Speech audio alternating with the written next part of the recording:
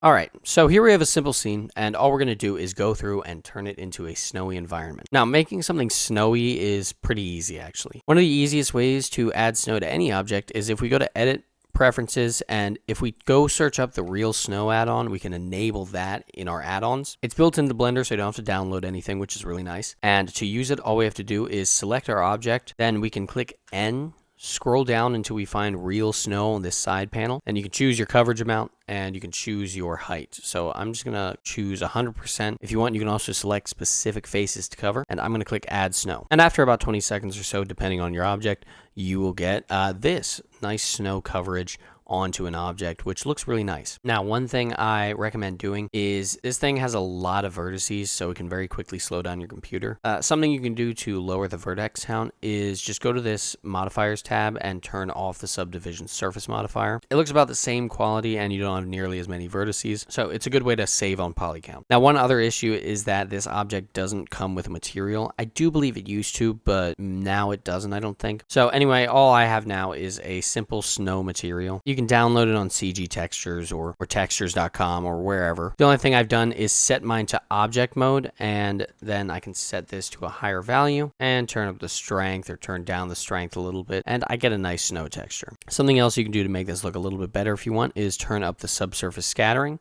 That way it lets a little bit of light through it. But this sort of stuff is all up to personal preference, so remember, you don't really have to do this stuff in order to get a good looking render. Now, like I said before, this method can cause a bit of problems because it's generally a high poly method. However, there's a really easy way to make snow with just a shader. So to do that, the first thing we're going to do is select one of our objects, and we are going to add a mix color node. I'm going to set the B color to white, and or you can use a snow texture. And if we turn the factor all the way up, then we have a nice snowy object that's fully covered in snow. But we want to make a mask so that we can decide where snow is and where snow isn't. As you can see on this object, snow generally covers the edges of slopes and flat faces on top. We can imitate this pretty easily. First, by adding in a normal map. Now, if we preview the normal map, you'll see it's a combination of blue, pinks, and greens. Each of these colors represents the direction that the face is facing. So we're going to try and manipulate that in order to choose only the tops of faces. So if we use a separate XYZ node and we plug the normal map into it, we can choose between the X coordinate, the Y coordinate, or the Z coordinate. And the Z coordinate's the coordinate we want to use because, as you can see, the white ends up on top and the black ends up on the bottom. What we're going to do now is add in a color ramp, just bring these values closer together, and then we can plug that into our mix factor. And as you can see, when we do that, we get snow on one side and a lack of snow on the other. Now, bringing this white value up closer will give you a heavier snow. Bringing it down will give you a lighter snow. So you can just play around with those until you get something that you like. Now, what I also like to do is plug this mix color node into the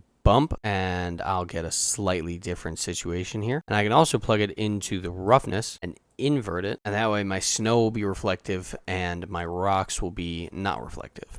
Now, there's one final thing we can do to make it mix a little bit better. If we duplicate our mix color node, we can copy it after this color ramp, duplicate the color ramp, and then we can add in a noise texture. We'll plug it through the color ramp and then plug the color ramp into the B value here. Then I'm going to press Control T with Node Wrangler activated, use object mode for my texture coordinate mapping, and I'm just going to bring these values further apart, change their scale to something smaller, and play around with their detail and their roughness. And there we go. If we change this to multiply, then we can have a slightly randomized snow across the board, which in some cases looks a little bit better in my opinion. Next thing we can do is just select everything here except for the original image texture, Control G to make it into a group, and then all we have to do is name everything so that it's easily readable. So first we have our color, then our roughness on our outputs, which I'm going to change to a float so that it has that gray value, and then we have our input, which will just be color. Now, one thing you can also always do is you can plug the Z value directly into this top value of your mix, and instead of plugging it through a color ramp, plug it through a map range. Then I can turn up this 2 max value to a value of like 10 and plug the from min value into the group input. Then I'll give it a name like amount, and with this slider we can choose how much snow is on this object. Now, it may be a little counterintuitive to turn this value up in order to make the snow go away, so what we can do is we can add in a math node and multiply it by a value of -1, and that will invert our selection. I'm also going to select this amount and change the subtype to factor, and I'm going to make it -1 to +1. Then I can either have 0 snow at all or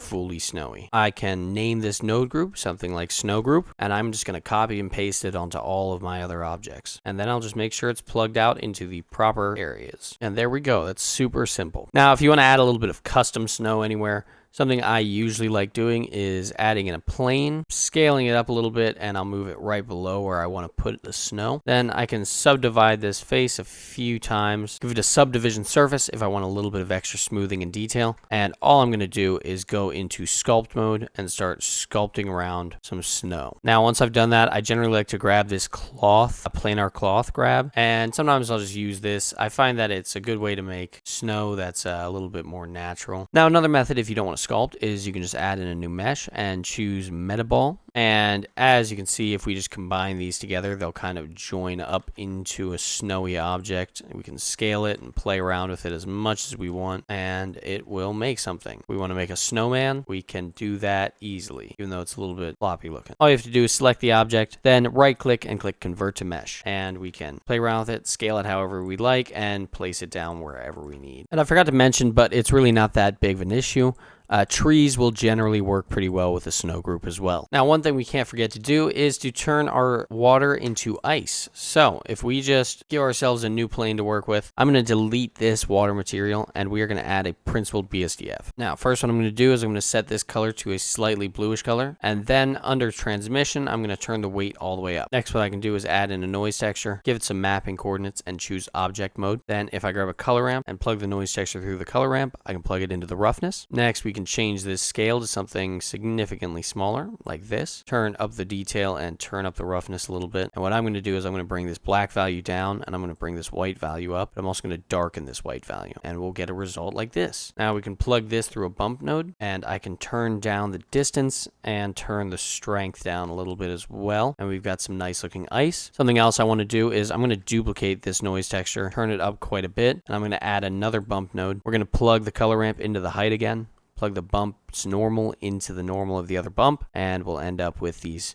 smaller little bumps like that. I'm going to spread these two values out a little bit, just like that. And then I can turn the strength down some more, or set this to 0.01 so we have even smaller bumps. And what that's going to do is it's just going to disperse the light a little bit more naturally and give you a bunch of these little micro details. Now, one thing I like to do from time to time is I like to add some snow on top of this. To do that, it's really simple. I'm just going to select the snow from this snow shader right here. Basically select the entire thing, copy and paste it into this material. Next, I can select both of these and use a mix shader to mix the two together. Then I can copy and paste my noise texture setup from over here, paste it wherever I'd like, and use the color ramp's color as the factor of my mix shader. Now, something I'm going to do is I'm going to set this value to a white color like that, turn up the scale. I'm going to bring these two apart a little bit just so they look a little bit more natural. And I could do something like that and just have little snow scattered on top. Something else we can do is add in another mix color node. Then if we add in an image texture, create a new one and give it a name, we can plug it into the B value of our mix color node. We can set mix to multiply, turn the factor all the way up. If we select this mask, we can start painting a white value on top of it wherever we want snow to appear. And I had it set up backwards to start, but if we flip these two colors, then you can see that we have snow only appearing in this spot. Now, one last thing we can do with ice is we can have it turn into water.